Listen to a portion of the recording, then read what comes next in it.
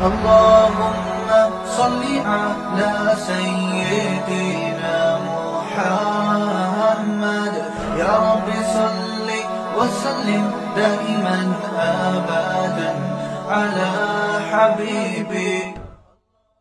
رسول اللہ صلی اللہ علیہ وسلم نے بیت اللہ کی تعمیر میں اضافہ بولو بھائی نہیں کیا. کیوں نہیں کیا اضافہ؟ اس لیے نہیں کیا کہ یہ حق بات تو ہے لیکن اس حق کے سائیڈ ایفیکٹ زیادہ ہیں اور فائدے کم ہیں.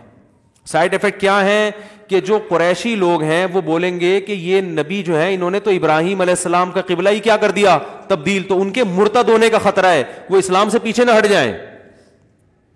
اور اس میں کوئی نقصان بھی نہیں ہے اس لیے کہ بیت اللہ چار دیواری کا نام نہیں ہے, بیت اللہ اس جہت کا نام ہے اور طواف حتیم کے باہر سے ہی ہوتا ہے, تو طواف میں پورا بیت اللہ کور ہو رہا ہے, تو صرف دیوار کھڑی کرنے کا مسئلہ اتنا بڑا ایشو نہیں ہے. یعنی مسلمانوں کو آپس کے اختلاف اور انتشار سے بچانا, کنفیوژن سے بچانا, یہ زیادہ اہم ہے نبی کی نظر میں بنسبت اس کے کہ بیت اللہ کو وہاں تک تعمیر کیا جائے جہاں تک ابراہیم علیہ السلام نے تعمیر کیا تھا. اچھا, اس میں یہ بھی ہے کہ بعض موقع پر نبی صلی اللہ علیہ وسلم نے, یعنی ایسے بھی ہمیں موقع ملتے ہیں کہ اس میں لوگوں کی پرواہ نہیں کی گئی, تو یہ بڑی حکمت اور مصلحت کا کام ہوتا ہے کہ کہاں پبلک کی پرواہ کرنی ہے اور کہاں پرواہ نہیں کرنی. تو یہ ساری چیز گھومتی اس کے گرد ہے. اصول یہی ہے کہ جہاں اسلام کو نقصان ہو رہا ہے آپ کے حق بیان کرنے سے حق پروموٹ نہیں ہو رہا. جیسے آپ کسی کی برائی لے کے بیان کر دو, خودکشی کا واقعہ ہوا آپ نے سب کو بتا دیا, تو جنہوں نے نہیں بھی کی ان کو بھی خودکشی کرنے کا خیال آنا شروع ہو جائے گا. جیسے میڈیا بتاتا رہتا ہے یہ تیزاب پھینکنے کے واقعات, او بھائی اگر کسی گاؤں میں اللہ نہ کرے کسی بچی پہ تیزاب پھینکا ہے تو بس چپکے سے جا کے ایف آئی آر کٹوائی جائے اس کے خلاف, اس مجرم کو پکڑ کے عبرتناک سزا دی جائے. اس کو جب آپ نیوز میں بہت زیادہ اچھالیں گے تو ظالم مردوں کے دل میں یہ آئے گا کہ یار یہ بھی ہمارے پاس ایک آپشن ہے. اور اس کا ناجائز فائدہ وہ لوگ اٹھاتے ہیں جن کو کسی لڑکی سے عشق ہو گیا, اس نے بھی ٹوپیاں کرائیں, خوب پیسے ویسے بیلنس خوب ڈلوا دیے, پھر اس کو آپ سے زیادہ مالدار ملا, اس نے آپ کو ٹھینگا دکھایا, پتلی گلی سے نکل لی. تو پھر ایسے واقعات ہوتے ہیں کہ لوگ پھر یہ ڈرامے فلمیں دیکھ کر وہ بھی کہتے ہیں تجھے اپنے حسن سے بڑی متاثر ہے, تو حالانکہ اس کی یہ سزا بولو بھائی نہیں بنتی, بلکہ کوئی سزا بنتی نہیں ہے. اس لیے کہ اسلام میں جب تک نکاح نہیں ہوتا تو اس سے پہلے کا کوئی ایگریمنٹ نہیں ہے. اسلام گرل فرینڈ بوائے فرینڈ کو مانتا ہی نہیں ہے, جیسے اسلام سودی ایگریمنٹ کو نہیں مانتا. جیسے آپ نے ستار بھائی سے قرضہ لیا 1 کروڑ روپے, پیپر پہ آپ نے اسٹیمپ پیپر پہ لکھ کے دیا, 10 لوگوں کو گواہ بنایا کہ میں جب ٹائم 1 کروڑ روپے کو جب میں واپس کروں گا تو میں 2 لاکھ روپے سود کے بھی دوں گا. ایگریمنٹ بھی کر لیا, زبان بھی دے دی, قرآن پہ ہاتھ بھی رکھ کے ایگریمنٹ ہو گیا, اور 4 آدمیوں کو گواہ بھی بنا لیا. لیکن اسلام پھر بھی اس ایگریمنٹ کو کیا کرتا ہے, کالعدم. ستار بھائی جب آپ سے پیسے لینے کے لیے آئیں گے 1 کروڑ سے زیادہ ان کو لینے کی اجازت نہیں ہے. کچھ ایگریمنٹ ایسے ہیں جن کو اسلام کالعدم قرار دیتا ہے, وہ ایگریمنٹ مانتا ہی نہیں اسلام.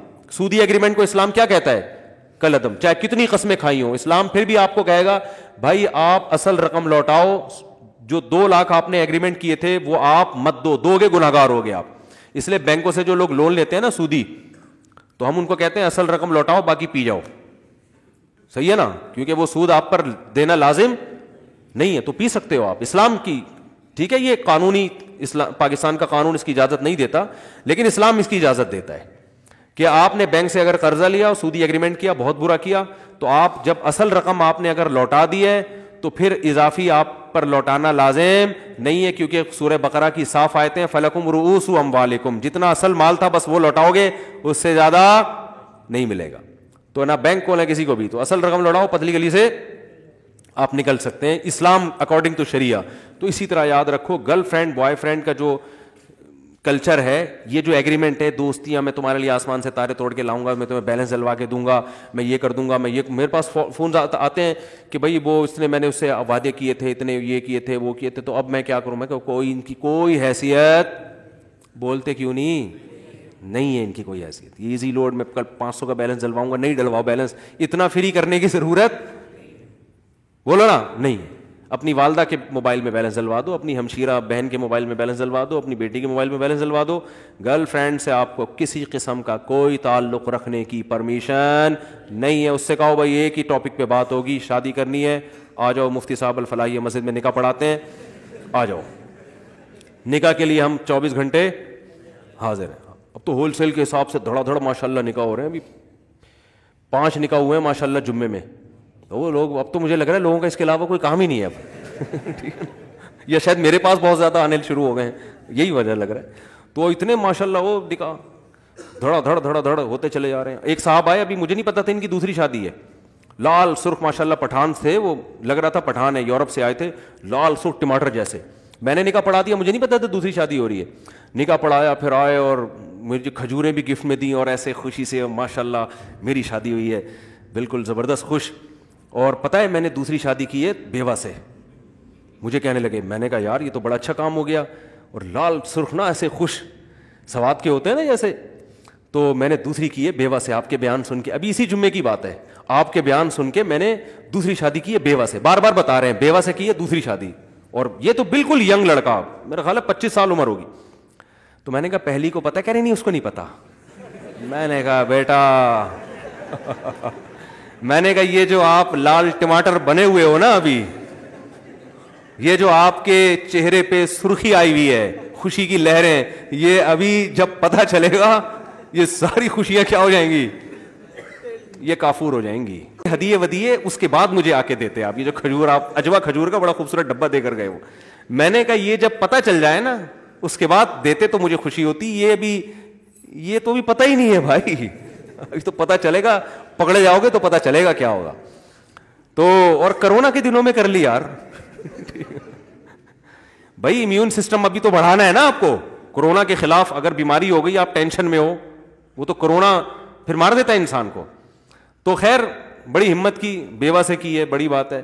اللہ برابر پہلی بیوی کا بھی حق ادا کرنے کی توفیق دے ان کو, ایسا نہ ہو دوسری کی وجہ سے پہلی کو بھول جائیں, اور دوسری کا بھی. لیکن یہ کہ میں نے کہا ثواب کی انشاءاللہ گارنٹی ہے, بہت ملے گا آپ کو, حالات کی کوئی گارنٹی نہیں ہے. ہاں یہ پہلے سے تو اب پتہ نہیں پتہ چل گیا ہوگا کہ نہیں پتہ چلا ہوگا, اب تک اللہ خیر کرے. تو یہ ہر آدمی ہوتا ہے, بڑا خوش ہوتا ہے اس وقت. اور بھی 1-2 کیس ہوئے ہیں ایسے. تو کیا بات چل رہی تھی, وہ کدھر گیا, بات کیا ہو رہی ہوتی, بیان کدھر چلا جاتا ہے. تو بات اصل میں یہ چل رہی تھی کہ کیا چل رہی تھی,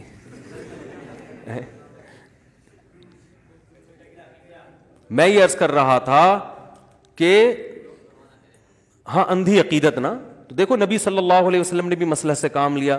تو ہمارے ہاں جو ہے نا عمل کو نہیں فوکس کیا جا رہا, جذباتیت کو فوکس کیا جا رہا ہے. کون دھڑلے سے ممبر پہ حق بیان کرتا ہے, چاہے اس سے آگ لگ رہی ہو, نیگیٹیوٹی پھیل رہی ہو, معاشرے میں فساد پھیل رہا ہو, اس کو نہیں دیکھا جاتا. تو بہت مسلمان جو ہے نا بہت عقل مند ہوتا ہے, بہت زیرک ہوتا ہے. تبھی تو قرآن نے کیا کہا ہے, ادعو الی سبیل ربک بالحکمت والموعظۃ الحسنۃ, رب کی طرف لوگوں کو بلاؤ حکمت اور مصلحت کے ساتھ, حکمت اور مصلحت کے ساتھ. اب وہ میرے پاس نا لوگوں کی بہت ساری فون بھی آئی, وہ ثنا خان اور مفتی انس کے کیس میں, کہ دیکھو وہ تو چہرے کھول کے ہنی مون منا رہی ہے, اور دیکھو مفتیوں کا ایسا تو نہیں ہوتا, علماء ہیں اپنی وائف کو لے کے ایسے گھوم رہے ہیں. ارے بھائی ہم سے پوچھ کے گھوم رہے ہیں, ٹھیک ہے, ہم سے پوچھ کے گھوم رہے ہیں. جتنا اچھا کیا اس کو اپریشیٹ کر لو, اور دعا کر لو اللہ ان کو اور اچھا کرنے کی توفیق عطا فرمائے. جوان عورت کے لیے چہرہ چھپانا فرض ہے, ہمارا یہی فتویٰ ہے, ہماری یہی رائے ہے. لیکن ایک عورت جو ڈانس کرتی تھی اس نے اسکارف اگر لے لیا تو یار شکر ادا کرو نا اس پہ, ٹھیک ہے نا, شکر ادا کرو, چلو اتنا تو کر. اگر وہ اسی ماحول میں ہوتی پھر شادی کرتی تو پھر کیا حالات ہوتے ہیں, پھر تو شراب کباب چلتی. جو ایکٹروں کی جب شادیاں ہوتی ہیں تو شراب کباب چلتی ہے. اب آپ اس پہ دیکھو کوئی مولوی گھرانے کی کوئی باپردہ خاتون ہو, وہ ہنی مون منا رہی ہو جو ہے نا وہ چہرہ کھول کے, اس پہ ملامت کی جائے گی. بھائی آپ ایک تو باپردہ گھرانے میں پیدا ہوئی, آپ کی تو آواز بھی کبھی کسی نے نہیں سنی, آپ کیوں ایسا کر رہی ہو. لیکن ایک خاتون اگر ایکٹریس ہے اور وہ جو ہے نا اس کی وہ اگر اس اسٹائل میں شادی کرتی تو ان کی شادیوں میں تو شراب کباب چلتا ہے, ان کے تو بہت کچھ ہوتا ہے. تو ابھی یہ دیکھنے کا ہے کہ کیا کیا نہیں ہو رہا, سمجھ میں آ رہی ہے بات, حکمت اور مصلحت کا تقاضا کیا ہے, رب کی طرف دعوت دینے کا طریقہ کیا ہے, اس پہلو کو دیکھا جائے کہ کیا کیا کون کون سی برائیاں نہیں ہو رہی. تو ہر شخص کو ایک نظر سے نہیں دیکھا جاتا, ایک نظر سے, وہ کہتے ہیں نا ایک ہی لاٹھی سے نہیں سب کو ہانکا جاتا. تو اس لیے میں کہتا ہوں جو فلم انڈسٹری سے جن لڑکیوں کا تعلق ہے, جو شوبز کی دنیا سے تعلق ہے, تو ہم ان کو تھوڑی کہتے ہیں کہ یار آپ چہرے کا بھی پردہ کرو. ہم کہتے ہیں بھائی آپ اسکارف بھی لے لو, چہرہ اگر کھول بھی لیتے ہو تو بھی غنیمت ہے آپ کے لیے. جو ڈانس کر رہی ہے اسٹیج پہ آ کے, اس کی پوری باڈی نمایاں ہو رہی ہے لوگوں کے سامنے, اگر وہ اپنی باڈی کو کور کر کے چہرہ کھول لے, گنجائش سے فائدہ اٹھائے کہ فقہا کا اختلاف ہے اس مسئلے میں کہ چہرے کا پردہ ہے یا نہیں, اس میں فقہا کا اختلاف ہے, تو اس اختلاف سے اگر وہ فائدہ اٹھا لے تو اس کو اپریشیٹ کیا جائے گا, اس کو آپ اس نظر سے نہیں دیکھیں گے ہر ایک. اور یہ نبی صلی اللہ علیہ وسلم کی بھی سنت ہے. دیکھو اسلام میں بھی حکام تدریجاً آئے ہیں, ایک دم سے شراب حرام نہیں ہوئی ہے, عرب سب شراب پیا کرتے تھے الا ماشاء اللہ. تو اسلام نے شراب کو آہستہ آہستہ حرام کیا ہے. پہلے اسلام نے حکم یہ دیا قل فیہما اسم کبیر ومنافع للناس, کہ شراب پینے میں نقصانات بھی ہیں فائدے بھی ہیں, لیکن اس کے نقصانات اس کے فائدوں سے زیادہ ہیں. یعنی اس کو جو ہے نا وہ کیا جا رہا ہے, حوصلہ شکنی کی جا رہی ہے کہ اس کے فائدے مت دیکھو, اس کے نقصانات دیکھو. پھر قرآن نے حکم دیا یا ایھا الذین آمنوا لا تقربوا الصلاۃ وانتم سکارا, اے ایمان والو نشے کی حالت میں نماز مت پڑھو. اللہ کی عبادت کر رہے ہو نشے کی حالت میں, اس میں بھی صحابہ کے دل میں نفرت بٹھا دی. حرام نہیں کیا شراب کو, لیکن بتا دیا کہ کم از کم نماز کو تو اس گندگی سے پاک رکھو نا. نماز نشے کی حالت میں نہیں ہوگی, تمہیں پتا ہو تو ہو تم منہ سے کہہ کیا رہے ہو. جب اس سے مانوس ہوئے پھر تیسرا حکم آیا انما الخمر والمیسر والانصاب والازلام رجس, اے ایمان والو شراب جوا یہ سب نجس ناپاک چیز ہے, فاجتنبوہ چھوڑ دو اس کو. تو اس اسٹیج پہ آگے کیا ہوا ہے کہ مدینہ کی گلیوں میں شراب کے مٹکے توڑے گئے اور بہا دی سب نے.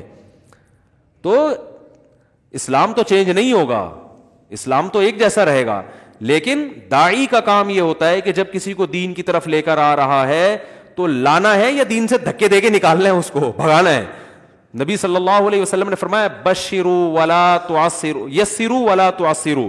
آپ صلی اللہ علیہ وسلم نے ایک صحابی کو بھیجا, غالباً یمن میں بھیجا تھا مبلغ بنا کے, تو آپ نے فرمایا یسروا ولا تعسروا, لوگوں کے لیے آسانیاں پیدا کرنا, تنگی پیدا مت کرنا, تنگیاں نہیں پیدا کرنا. بشروا ولا تنفروا, اور یہ بھی فرمایا ایسا کام نہ کرنا کہ لوگوں کے دل میں اسلام سے نفرت بیٹھ جائے. نہیں آ رہی بات میرا خیال ہے, ایسا کام نہ کرنا کہ لوگ اسلام سے. اور آپ نے کیا فرمایا, حضرت صحابی کا نام ذہن سے نکل گیا جن کو یمن کا گورنر بنا کے بھیجا تھا, معاذ بن جبل رضی اللہ تعالیٰ عنہ, تو ان کو بھیج رہے ہیں.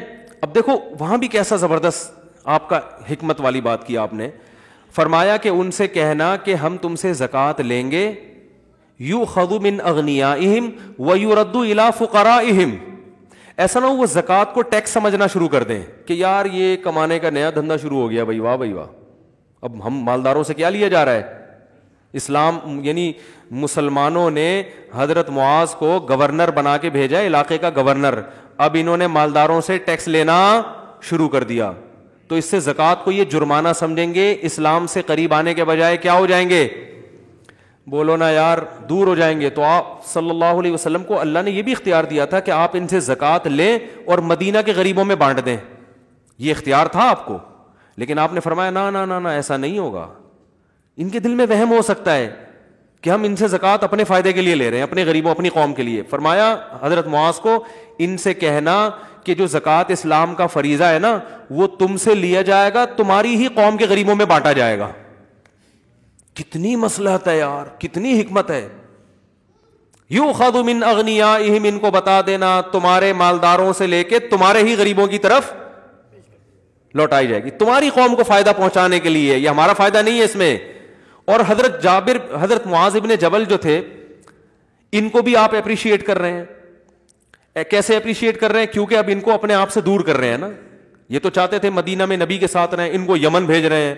تو اب مبلغ کو بھی تو موٹیویشن چاہیے نا کہ بھائی میرے ذمہ اتنا مشکل کام. تو ان کا ہاتھ اپنے ہاتھ میں پکڑ کے فرمایا یا معاذ احبک فی اللہ, میں تجھ سے اللہ کی خاطر محبت کرتا ہوں. یعنی میں تمہیں اپنے آپ سے دور اس لیے نہیں کر رہا کہ مجھے کوئی تم سے نفرت ہے یا میں جان چھڑانا چاہ رہا ہوں. اکثر ایسا ہوتا ہے نا کہ جو آپ کے دوستوں میں, قریبی لوگوں میں جو آپ کے لیے زیادہ ٹینشن ہوتا ہے, اس کی تشکیل وہاں کرا دی جاتی ہے, ٹھیک ہے نا, بارڈر پہ بھیج دو اس کو. آرمی کے آفیسر نے کیا کیا, یہ فوجی بہت تنگ کر رہا ہے, اس کو بارڈر میں خطرناک جگہ پہ بھیجو, وہاں جا کے شہید ہو جائے, تاکہ یہ ٹینشن بنا ہوا ہے پوری فوج کے لیے. ہو سکتا ہے یہ, ٹھیک ہے نا, کہ یار اس کو وہاں بھیجو. تو میں تمہیں اس لیے نہیں بھیج رہا, میں تمہیں سے اللہ کی خاطر محبت کرتا ہوں. تو یہ ساری حکمتیں بھائی قریب کیا جا رہا ہے, ایسے وعیدیں سنا سنا کے ڈرا دھمکا کے اسلام سے دور تھوڑی کرنا ہے. تو اس وقت کوئی لبرل خاتون بیچاری دین کی طرف آ جائے تو آہستہ آہستہ آہستہ آہستہ, نہیں بھی کرے تو ہماری ٹینشن نہیں ہے بھائی, ٹھیک ہے نا, یہ ہماری ٹینشن. ہم شریعت کا مسئلہ چینج نہیں ہوگا, مسئلہ شریعت کا رہے گا, لیکن اس کو لوگوں کو سنانا کیسے, اپلائی کیسے کرنا ہے, کس پہ فتویٰ لگانا ہے, کس پہ نہیں لگانا, اس کے حکام بہت مختلف ہیں. مفتی طارق مسعود صاحب کے بیانات سننے کے لیے youtube.com/مفتی طارق مسعود کو سبسکرائب کریں, اور اگر آپ لائیو ویڈیو کو کبھی بھی مس نہیں کرنا چاہتے ہیں تو سبسکرائب کرنے کے بعد بیل آئیکن پہ کلک کرنا مت بھولیں. جزاک اللہ.